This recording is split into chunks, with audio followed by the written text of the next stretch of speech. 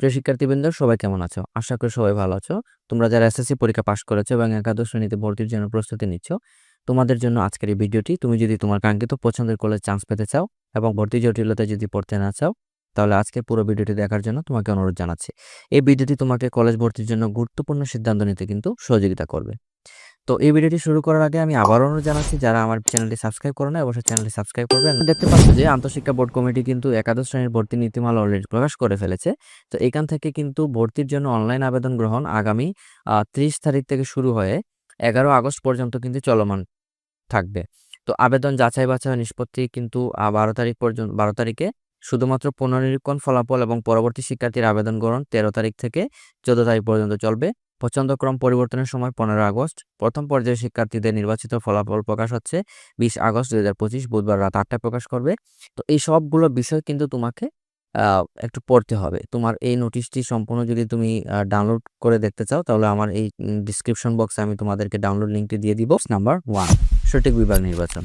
যারা এসএসসিতে সায়েন্স নিয়ে পড়েছো, তোমরা চাইলে কিন্তু এইচএসসিতে কমার্স নিয়ে পড়তে পারবা এবং চাইলে কিন্তু তোমরা আর্টসেও ভর্তি হতে পারবে। কিন্তু যারা ব্যবসা শিক্ষা পড়েছো, তারাও কিন্তু চাইলে মানবিক বিভাগে ভর্তি হতে পারবে। এতে কোনো সমস্যা হবে না।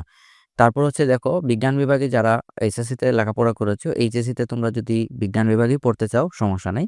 তো সেক্ষেত্রে একটা বিষয় মনে রাখতে হবে যে এসএসসির সিলেবাসের তুলনায় কিন্তু এইচএসসি সিলেবাসটা কিন্তু অনেক বড়। এসএসসির সিলেবাসটি যে বিষয়গুলো পড়েছো, তা বিজ্ঞান বিভাগে কিন্তু এইচএসসি পর্যায়ে অনেকগুলো বিষয় পড়তে হয় এবং সেখানে কম সময়ের মধ্যেও কিন্তু সিলেবাসটি সম্পূর্ণ করতে হয়। তো সব দিক দিয়ে বিবেচনা করে কিন্তু তোমাকে সিদ্ধান্ত নিতে হবে তুমি কোন ডিপার্টমেন্টে আবেদন করবা, সায়েন্সে, আর্টসে নাকি কমার্স। Tips number 2।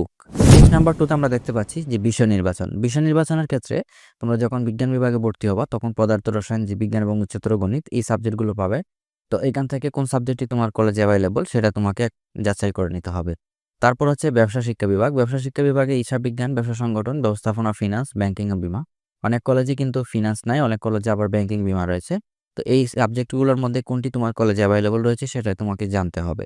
দেন হচ্ছে মানবিক বিভাগ। মানবিক বিভাগে দেখতে পাচ্ছ তোমার অনেকগুলো সাবজেক্ট। এখানে এই সাবজেক্টের মধ্যে কোন সাবজেক্টগুলো তোমার কলেজে অ্যাভেলেবল রয়েছে সেই সাবজেক্ট অনুযায়ী তোমাকে ভর্তি ফর্ম পূরণ করার সময় কিন্তু এইটাকে নির্বাচন করার। তারপরে হচ্ছে কলেজ নির্বাচন। কলেজ নির্বাচনের ক্ষেত্রে গুরুত্বপূর্ণ যে বিষয় সেটি হচ্ছে যে সর্বোচ্চ তোমাকে 10টি কলেজ এবং সর্বনিম্ন 5টি কলেজে আবেদন করতে পারবে।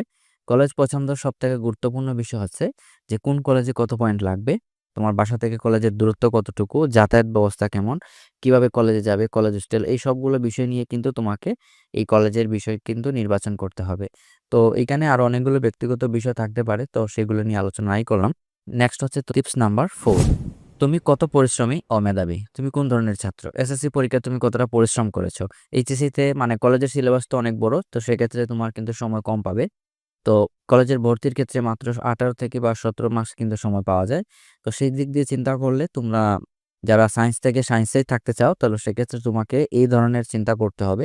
সিলেবাসটি শেষ করার জন্য তোমাকে সময় কতটুকু দিতে হবে এবং কতটা পরিশ্রম করতে হবে, সব দিক দিয়ে চিন্তা করে কিন্তু তোমাকে কলেজে তোমাকে বিভাগ বিষয় নির্বাচন করতে হবে। তারপর হচ্ছে সহজ বিষয় নির্বাচন। কোন বিষয়ে বেশি নম্বর তোলা যাবে, কোন বিষয়ে কম নম্বর উঠে, কোন বিষয়ে ব্যবহারিক পরীক্ষা রয়েছে এবং ভালো জিপিএ পেলে কিন্তু ভার্সিটিতে ভর্তি এগিয়ে থাকবে। এই বিষয়গুলো কিন্তু তোমাকে মাথায় রাখতে হবে। তো এটা হচ্ছে সহজ বিষয় নির্বাচনের ক্ষেত্রে। টিপস নাম্বার 6, অভিজ্ঞদের কাছে পরামর্শ।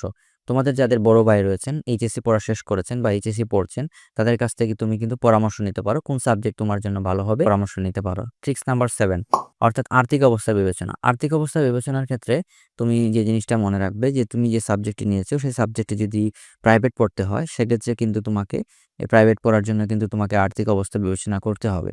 তারপর হচ্ছে তোমাকে হোস্টেলে যদি থাকতে হয় বা দূরবর্তী স্থানে যাতায়াতের ক্ষেত্রে তোমাকে একটি কিন্তু আর্থিক অবস্থা বিবেচনা কিন্তু করতে হবে। 8 নম্বর হচ্ছে সামাজিক অবস্থা। এই জায়গায় এই সামাজিক অবস্থা কিন্তু এক ধরনের স্টুডেন্টদের ভালো ফলাফলের ক্ষেত্রে কিন্তু একটি বড় নেতিবাচক ভূমিকা রাখে।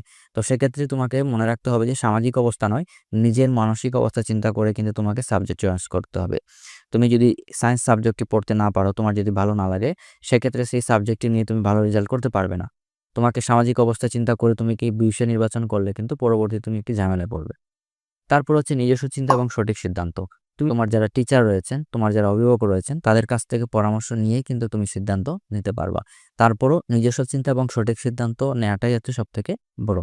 কারণ এই পড়ালেখা করবে কিন্তু তুমি নিজেই এবং পরীক্ষায় অংশগ্রহণ করবে কিন্তু তুমি নিজেই। তো সেই বিষয়টা চিন্তা করে কিন্তু তোমাকে সঠিক সিদ্ধান্ত নিতে হবে। তারপর হচ্ছে বন্ধু-বান্ধবদের পছন্দ। এখন তোমার বন্ধু সায়েন্স পছন্দ করেছে, তুমি তার দেখাদেখি সায়েন্স পছন্দ আবার করছো। তো সেক্ষেত্রে তোমার সাথে মিলতে নাও পারে।